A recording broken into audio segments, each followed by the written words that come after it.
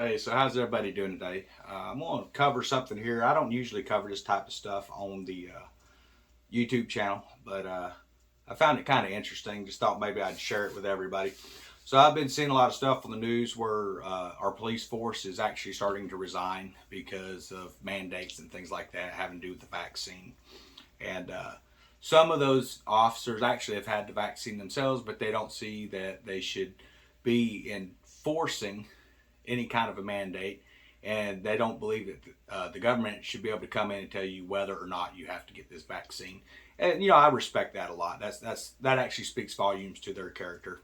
So there's kind of some questions that people are trying to figure out. What exactly is going to happen if our police force resigns? I mean, they're talking like I think the statistics I seen was like 67% of the police force in America is actually going to resign if they're forced to take this mandated vaccine. And hey, they want to resign and all. I completely support that. That's up to them. As far as what this country is going to do, if people will be responsible for their own actions and things, don't be going around acting like hoodlums or whatever, everything's going to be fine. But the government, obviously, they need some sort of a plan. And I've been doing a little research, and apparently there's been a plan for this for quite some time. Just some of the stuff that's come out over the last month or so. This one here was from Newsweek. It says the UN has a plan to help Joe Biden fight police racism in America. So they were coming in. They're going to start doing these different types of internal reviews and stuff like that. And they're basically saying that most of the police force was racist. I don't believe that. Here's another one from hrw.org. It says a coalition calls for the United Nations inquiry into the U.S. police violence. So apparently there's some families of the victims that have happened over the years, and they're looking into police brutality. The problem I see with that is the UN, it does not have any rights or power in this country, or does it? If you remember back when Clinton was in office, now I was a child back in those days, but I do remember reading some different articles and things like that he had signed into effect. And some of those articles was he had agreed that the UN could, at a chosen time, come in and disarm America. And he agreed to that. He also agreed that the UN, at a chosen time, which would be a time of, we don't have a police force or something like that, could actually come in and police America. So this was signed into office, 20 years ago. But here's another one. It says family calls for UN to launch inquiry into the police killings of black Americans. So now there's a lot of statistics going around that saying, if you're a black man, you're more apt to be killed by the police than a white man. And women typically won't be killed by the officers, but in the case that they do kill a woman, they say that if it's a natural, not really a natural born citizen, but Native Americans, you could be killed, or if you're African American descent, you would be killed as a woman. And then they go in to explain that the statistical facts that there is a dearth of information. Well, if you don't know what the word dearth is, it means that there's no information out there to support that. They just use different words to actually push their agendas and what they want to talk about. So here's another thing. The U.S. State Department, this one here was pretty recent. This is by Reuters. It says U.S. State Department invites the UN racism investigators to visit the U.S. And they're going to be focusing on the scourge of racism, racial discrimination, and xenophobia of our police force and what to do about it. I don't see law enforcement that fits that category. Typically, most people that go around saying that, well, this one's racist or that one's racist, they themselves are the racist. There's laws. You want to follow those laws. I don't talk a whole lot about this kind of stuff on here, but let's go back to some of the cases that happened earlier. We had the George Floyd case. The man died while being apprehended by the police. Were they getting rough with him? Oh, sure. It sounds like they were. Okay. Is that what the cause of death was?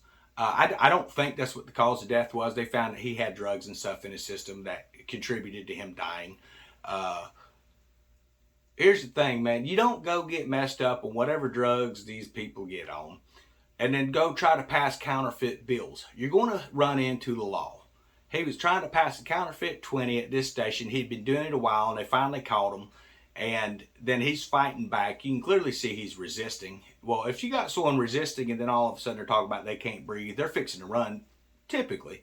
Unfortunately, it cost this man his life. He had complied and he was guilty. I mean, he was seen on the camera passing the forged document. Now it's created this big national hoopla about stuff.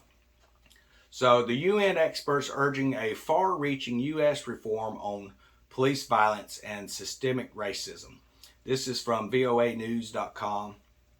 And here's another one here. This is the New York Times. It says the UN is going to be forming a reform panel to investigate systemic racism in policing. So here we go with, this whole defund the police movement. They want to defund the police. They want to limit what they can do and things like that. And hey, as long as they're operating within the boundaries of what the law says, I'm fine with what they're doing. When they step outside, yes, there should be consequences for that. Now, what to me is confusing to me is the same people who were coming up and saying that you shouldn't be, out here violating rights. These are the exact same people who are out here with this case that's going on, this big thing on the news. It's everywhere, the Gabby Petito thing. I'm sure the guy's probably guilty. It really sounds like he is to me. But the fact is, we live in a country where we are innocent till proven guilty. Now, there has been no charges on this Brian Laundrie guy as far as for murder. Now, apparently he's done some bank fraud with her card or something from what it sounded like. So they're having a warrant out for that arrest on that. But as of right now, at least released to the public, there's not been anything released that ties him to the murder. There again, the body was out there for several weeks, so there's probably not a lot of evidence out there. So people are up there, well, the police should do this and the police should do that. Well, everything that they're saying that they should be doing is the exact stuff just months ago they was complaining about. The police aren't supposed to do that. They have to follow, your different types of laws. They have to follow due process and stuff. So it kind of creates this situation where they're pretty much screwed if they do, they're screwed if they don't.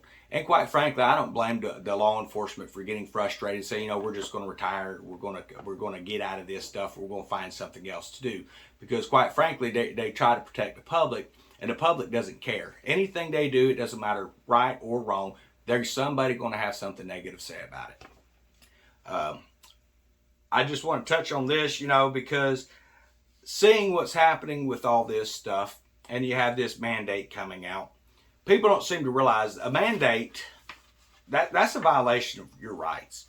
This is the same group of people who get up there and tell you, this is my body, this is my choice, and a defense to murder an unborn child, to have an abortion. And hey, I disagree with abortion, but it's your body, it's your right, and you're the one who answers for it at Judgment Day, not me. So do what you want to do. But don't turn around and tell me or someone else, you have to go get this vaccine. Well, it's my body and my right. Well, that only works when there's, when it serves their purpose, I guess I should say. This red-headed girl up there, some people call her Peppermint Patty. I don't know. She gets up there, and anytime they ask a hard question like that question came up just the other day in one of their news conferences. The press secretary, they asked her, they said, well, in a world where everyone's talking about it's my body, it's my right, how can you justify a mandate saying you have to get a vaccine? So her response was, she just gave a little shit-eating grin and walked off like she always does. If you're the press secretary, you don't get to just walk off whenever you want because you don't like the direction of a question. You have to answer it. If you can't do your job, you need to step down from it, and she should never been up there anyway. She's just a patsy, just like, Sleepy Biden up there. I try not to talk bad about any of our presidents, whether I like them or not or what they stand upon. But this guy got up there and said he would not be pushing any mandates. Well, here we are, it's now October, and there's mandates coming down. And those mandates haven't reached all of us yet. It has reached down to a level of, if you work for a company that has 100 or more employees, you're going to have to get it. And then they talk about these different types of exemptions where you could have it for a health exemption or you could have it for a religious exemption. So a lot of these police force officers and things like that, they get in there and they go, okay, well, I want that religious exemption because I don't believe I should be putting that in my body. Hey, I completely respect that. If you're fine getting the shot, hey, go get it. I don't care. If it was so effective, what are the ones who are vaccinated worried about? They don't care about your life. They've never cared about you. They've never cared if you die or not. There's something still coming out that's going to be exposed eventually about what's going on with this virus thing and all that. And yes, COVID's bad. There's been people that's died from it and things like that. There's people died from the flu and things like that as well. Looking at statistical numbers and just some of the cases. There was some famous people. One guy, he'd been fighting cancer for almost a decade, and he died. And they tested his system, and he had COVID. Well, he was already in a hospital all the time. He was on his way out. He was dying. But because he had COVID in there, they attributed that COVID was what killed him. And I disagree with doing that. Stick to the facts. Don't start inflating stuff to push your narrative. And the narrative right now, I truly believe, is to remove your rights as the individual. I am a Christian. If you wanted to unsubscribe for that, I don't care. I don't really care. But I am a Christian, and I look at things through a spiritual filter. And anytime any entity, whether it's government, private, anything like that, they come up and they try to push an agenda on you and force you to do something when they're not getting any traction, their first tactic is to create fear.